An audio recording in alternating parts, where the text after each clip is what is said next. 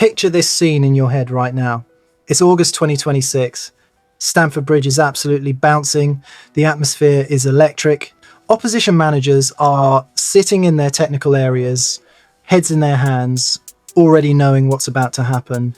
Chelsea's attack is so ridiculously stacked, so frighteningly talented, that defenders are getting nightmares just thinking about it. We're talking about a front line so young, so hungry, so absolutely lethal that it could dominate English football for the next decade.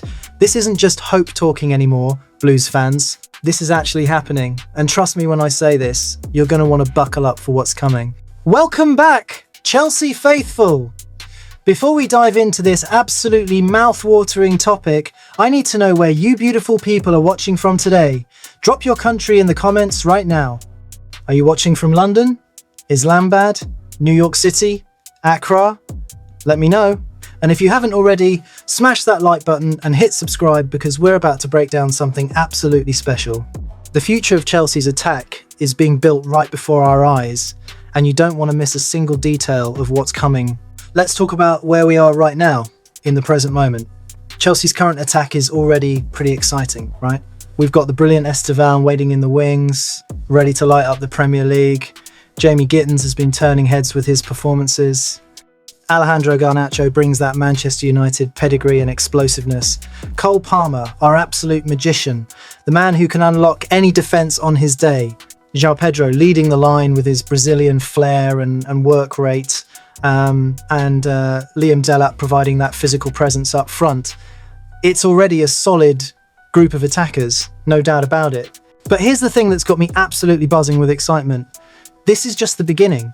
This current setup, as good as it looks on paper, is about to get even more ridiculous.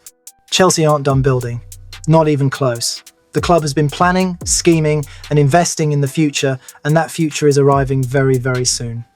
We're talking about adding more world-class young talent to an already impressive attacking unit.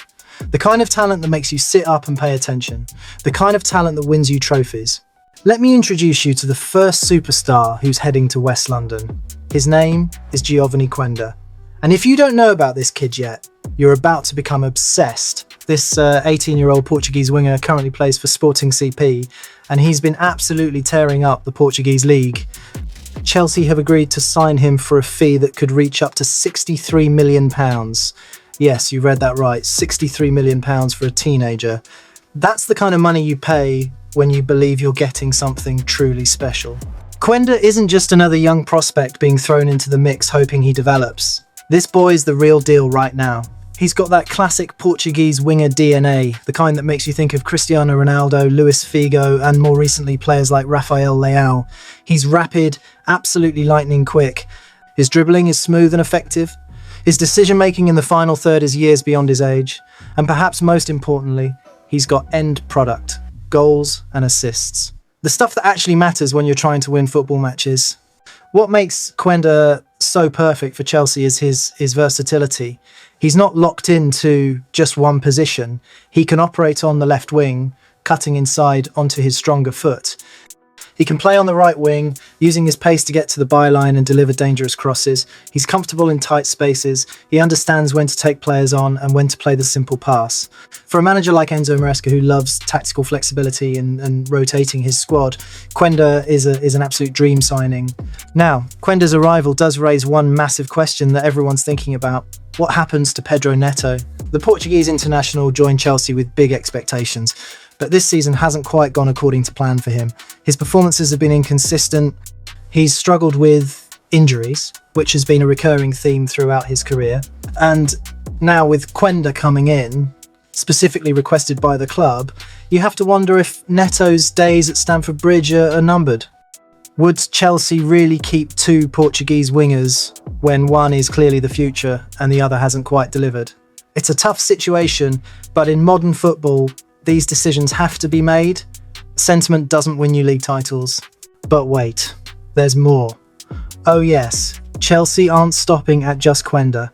Let me tell you about Kendry Paez, the Ecuadorian wonder kid who's already been signed and will be joining the squad in 2026 when he turns 18. If you thought the Quenda signing was exciting, Paez might be even more special. This kid has been breaking records and turning heads in South America for the past 2 years. He plays for Independiente del Valle in Ecuador, and he's been so good that Chelsea paid around 20 million euros for him back in 2023. That made him the most expensive Ecuadorian player in history at just 15 years old. Paez is different from the other attackers we've talked about. He's not an out-and-out winger. He's more of a number 10, an attacking midfielder with incredible vision and technical ability. Think of him as potentially the backup or rotation option for Cole Palmer in that crucial playmaking role. Some people who've watched him extensively compare his style and potential to players like Estevan. That's how highly rated this young man is. He's got that South American magic, that ability to do things with the football that makes you jump out of your seat. The beauty of Paez is that he's also versatile. While his best position is probably as a 10, he can drift wide to the right wing if needed. He's comfortable receiving the ball in tight areas. His passing range is exceptional for someone so young. And like all top modern attacking midfielders, he's got an eye for goal himself. He doesn't just create for others, he can finish chances when they come his way. Having him as an option gives Chelsea so much tactical flexibility, it's almost unfair. Here's a question for you all, and I really want to hear your thoughts on this one. Which of these incoming players are you most excited about? Is it Giovani Quenda with his explosive wing play and incredible potential, or is it Kendry Paez with his magical feet and playmaking ability? Drop your answer in the comments right now, because I'm genuinely curious to see where the fanbase stands on this. Both players represent the future of this football club, but which one has got you more hyped? But hold on, we're not done yet. There's one more piece to this puzzle that people aren't talking about enough. Emmanuel Emegha. Remember that name because he's also part of Chelsea's attacking future. The Dutch striker has already been signed by the club. He's even visited Cobham, seen the facilities, met the staff. But here's the thing, he won't be joining the first team squad immediately. Chelsea have made the smart decision to keep him at Strasbourg on loan, where he can continue developing and getting regular game time in French football. Emegha is a proper number 9. We're talking about a striker who's physical, good in the air, and knows where the goal is. He's got that traditional centre-forward profile that gives you a different option compared to someone like João Pedro, who likes to drop deep and link play. Having Emegha in the pipeline means Chelsea will have multiple striker options with different profiles, which is crucial for competing across multiple competitions. Sometimes you need that target man who can hold the ball up and bring others into play. Emegha provides exactly that. Now let's take a step back and look at the complete picture of what this attack could look like next season. It's absolutely frightening when you actually list all the names together. On the left wing, you've got Jamie Gittins and Alejandro Garnacho, with Quenda able to slot in there as well if needed. That's 3 genuinely top quality options for one position. On the right wing, you've got Estevan, who's been bought to be a star, Quenda again, who can play there naturally, and potentially Paez drifting in from a more central role. The competition for places is going to be intense. In that crucial number 10 position behind the striker, Cole Palmer is obviously the main man. He's proven himself to be world-class in that role. But having Kendry Paez as backup or rotation means Chelsea aren't in trouble if Palmer needs a rest or picks up an injury. And remember, Estevan can also play as a 10 if needed. The versatility throughout this attacking unit is just incredible. Enzo Maresca is going to have so many options for how to set up his team depending on the opponent. Up front at striker, João Pedro has established himself as the first choice this season. His movement is intelligent, his work rate is excellent, and he's chipping in with important goals. Liam Delap provides genuine competition and a slightly different profile with his physical presence. And then you've got Emmanuel Emegha waiting in the wings, developing at Strasbourg until he's ready to make the step up. 3 strikers with 3 different styles. That's proper squad depth right there. Let me paint you a picture of how this could actually work on the pitch. Imagine a 4-2-3-1 formation, which is Maresca's preferred setup. João Pedro leads the line, using his movement to create space. Cole Palmer sits in that number 10 role, pulling the strings and creating chances. On the left, you've got Gittins or Garnacho running at defenders, cutting inside onto their stronger foot. On the right, Estevan or Quenda doing the same from the opposite side. It's balanced, it's fluid, and it's got goals written all over it. Or maybe Maresca wants to go with a 4-3-3 in certain matches. João Pedro still leads the line. Palmer drops slightly deeper into a midfield 3, giving him more freedom to influence the game. The wingers push higher and wider, creating 1-versus-1 situations all over the pitch. You could have Garnacho on the left and Quenda on the right, both with the pace and trickery to beat their man consistently. It's a nightmare to defend against because there's danger coming from everywhere. The rotation possibilities are endless too. Got a tough midweek Champions League match followed by a crucial Premier League game on the weekend? No problem. You can rotate the entire front four and still put out a team capable of winning both matches. Tired legs aren't an issue when you've got this much quality waiting on the bench. And for the young players, knowing they'll get proper game time even if they're not starting every match keeps everyone motivated and hungry. Here's another question I want you all to think about carefully. What would be your starting 11 with all these attacking players available? Seriously, have a go at picking your preferred front four from this embarrassment of riches. Would you go with Garnacho, Palmer, Estevão and João Pedro? Or would you prefer Gittins, Palmer, Quenda and Delap? There's no wrong answer here and that's exactly the point. The fact that we can have genuine debates about who should start shows just how stacked this squad is going to be. Share your lineup in the comments. Now, we need to address the elephant in the room. The Pedro Neto situation isn't going away, and it's something Chelsea will need to resolve sooner rather than later. Neto arrived at Stamford Bridge with a solid reputation from his time at Wolves. He was meant to be a key player, someone who could make a real difference in the final third. But it just hasn't worked out that way so far. His performances have been hit and miss. The injuries keep coming, which disrupts his rhythm and confidence. And now with Giovani Quenda arriving as a direct replacement in his position, you have to seriously question whether there's a future for Neto at this club. From a purely financial and squad management perspective, selling Neto might make perfect sense. He's still young enough and talented enough that Chelsea could recoup most of the fee they paid for him. There would definitely be clubs interested, possibly back in the Premier League or perhaps in Serie A where his style might suit the Italian game. The money from his sale could be reinvested elsewhere in the squad, maybe in defence or defensive midfield where Chelsea could still use reinforcements. But there's another side to this argument. Maybe keeping Neto for one more season isn't the worst idea. He knows the league, he's experienced, and if he can stay fit and find form, he's still a very useful player to have around.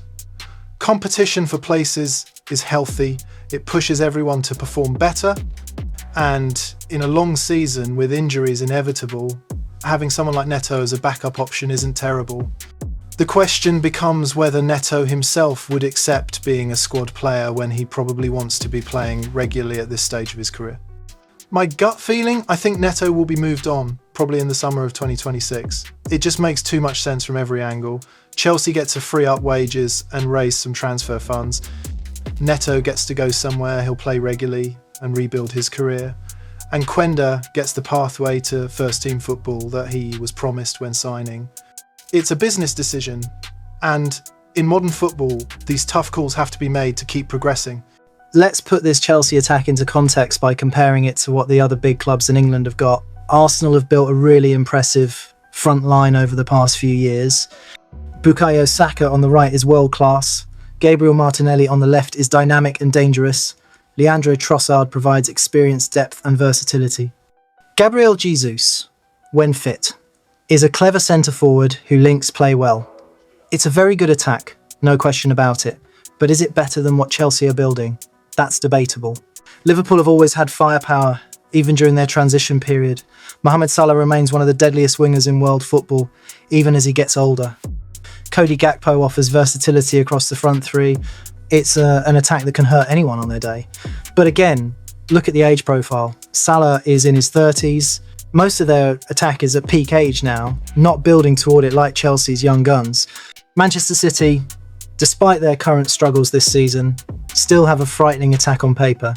Erling Haaland is arguably the most lethal striker on the planet. Phil Foden at his best is unplayable. Jeremy Doku provides pace and directness. It's a top-level attack put together by Pep Guardiola over years of investment. But here's what Chelsea have that City don't right now: the age advantage. All these Chelsea attackers are in their teens or early 20s. They're just getting started while City's attack is at its peak and will need rebuilding soon. What really sets Chelsea apart from all these teams is the vision and the timeline. This isn't about winning right now at any cost. This is about building something sustainable that dominates for years to come. Yes, Chelsea want to win trophies immediately, but they're also thinking 5, 7, 10 years down the line. When Estevão is 25 years old and in his absolute prime, he'll have been at Chelsea for years already. Same with Quenda, same with Paez. They'll have grown together, developed chemistry, learned to play as a unit. That's incredibly powerful and something money alone can't buy. But let's be honest and address the concerns, because they definitely exist. The biggest worry is pretty obvious. How do you keep all these talented players happy when there's only 11 spots on the pitch? You can't play everyone at once. Someone is going to be disappointed every week. Someone's going to be sitting on the bench thinking they deserve to start. Managing those egos and expectations is going to be one of Enzo Maresca's biggest challenges. One wrong move, one player handled poorly, and you could have a toxic situation developing in the dressing room. There's also the question of whether having too much competition actually hinders development rather than helps it. Young players need game time to grow and improve. They need to play through mistakes and learn from them. If you've got 6 brilliant attacking players all fighting for 3 positions, are any of them actually getting enough minutes to truly develop? Or are they all just getting bits and pieces here and there? It's a valid concern, and one that Chelsea's coaching staff will need to navigate very carefully. Injury management becomes crucial as well. When you're rotating players constantly, it can be hard for anyone to build up rhythm and momentum. Football is about confidence, and confidence often comes from playing regularly and getting into a groove. If you're in the team one week, on the bench the next, then back in the team but in a different position the week after that, it's difficult to really settle and show your best form. Chelsea will need to find that sweet spot between rotation and consistency. The competition for places could genuinely become too fierce. We might reach a point where a genuinely world-class player is sitting on the bench week after week because the guy ahead of him is also world-class and in good form. That player isn't going to stick around long-term if he's not playing. He'll push for a move, and Chelsea might have to sell someone they'd rather keep just to keep the peace in the squad. It's a nice problem to have compared to not having enough quality, but it's still a problem that needs managing. Now let's dream a little bit, because that's what football's all about. What happens if everything goes right? What if Estevan becomes the superstar everyone believes he can be? What if Quenda develops into one of the best wingers in Europe? What if Paez turns into a world-class number 10? What if João Pedro keeps scoring 20 goals a season? What if Garnacho and Gittins reach their massive potential? We could be looking at an attack that dominates English football for the next decade. Not just competing, but actually dominating. The best case scenario here is genuinely scary for Chelsea's rivals. Picture this same group of players in 2029 or 2030. They've been playing together for years. They know each other's movements instinctively. Estevan has become a Ballon d'Or contender. Quenda is being tracked by Real Madrid and Barcelona. Paez is pulling the strings in midfield like a young Mesut Ozil. João Pedro is banging in 30 goals a season. That's not fantasy. That's the genuine ceiling of this group, if everything comes together properly. From a financial perspective, the potential is massive too. Think about the combined transfer value of these players if they all reach their potential. Estevan alone could be worth over £100 million. Same with Quenda. Paez could reach similar heights. Chelsea could literally have £500 million worth of attacking talent on their books. And even if they never sell them, having that much value in young players who are contracted long-term gives the club incredible financial power and stability. We could genuinely be talking about multiple Ballon d'Or candidates coming out of this Chelsea squad. That might sound crazy now, but think about it logically. These are players who are identified as the best young talents in their respective countries and positions. They're joining a top club with world-class facilities and coaching. They'll be playing in the most competitive league in the world. They'll be competing in the Champions League. All the ingredients are there for greatness. It's just a matter of whether they can realise that potential. So here's my final big question for all of you, and this is where I really need you to engage with this topic. Will this be the best attack in Chelsea history? Think about that for a second. Chelsea have had some absolutely legendary attacking units over the years. The Drogba, Lampard, Robben, Duff era, the Hazard, Costa, Willian combination. More recently, the Mount, Havertz, Werner group that won the Champions League. But could this new generation actually surpass all of them? Could Estevan, Quenda, Paez, Palmer and company go down as the greatest attacking force Chelsea has ever assembled? I genuinely believe they have the potential to be exactly that. The talent is undeniable. The age profile means they could play together for years. The versatility and depth means they can adapt to any situation. And perhaps most importantly, They're being built as a unit from the ground up, rather than being assembled from established stars. They'll grow together, fight together, win together. That kind of bond and chemistry could produce something truly special, but potential means nothing without delivery, and that's what we'll have to wait and see. Let me wrap this up by recapping what we've covered, because it's a lot to take in. Chelsea currently have a talented but incomplete attack featuring players like Esteval, Gittins, Garnacho, Palmer, João Pedro and Delap. Coming soon to add even more quality are Giovani Quenda, the explosive Portuguese winger signed for massive money from Sporting CP. Kendry Paez, the Ecuadorian playmaker who's already been bought and arrives in 2026. And Emmanuel Emegha, the powerful Dutch striker developing on loan at Strasbourg. Together, they form an attacking unit that could dominate for years to come. The versatility is incredible. The age profile is perfect. The potential is through the roof. Yes, there are concerns about managing minutes and keeping everyone happy. Yes, there are questions about whether they can all coexist and reach their potential together. But these are good problems to have. These are the problems successful clubs deal with. And if Chelsea can navigate these challenges properly, if the coaching staff can develop these players correctly, if the recruitment team's judgment proves accurate, then we could be witnessing the birth of something truly special at Stamford Bridge. Before I let you go, remember to smash that like button if you enjoyed this deep dive into Chelsea's attacking future. Hit subscribe if you haven't already, because we'll be tracking these players' progress every step of the way. And most importantly, get down in the comments and let me know your thoughts. Which player are you most excited about? What's your predicted starting lineup? Do you think Pedro Neto should be sold? How many goals will this attack score next season? I read every comment and I want to hear from you. The future is bright at Chelsea Football Club. After years of transition and rebuilding, after all the money spent and all the faith placed in young talent, we're finally starting to see the vision come together. Next season could be absolutely special, Blues fans. The pieces are falling into place, the stars are aligning, and that scary, devastating attack that opposition managers are having nightmares about, it's not a dream anymore.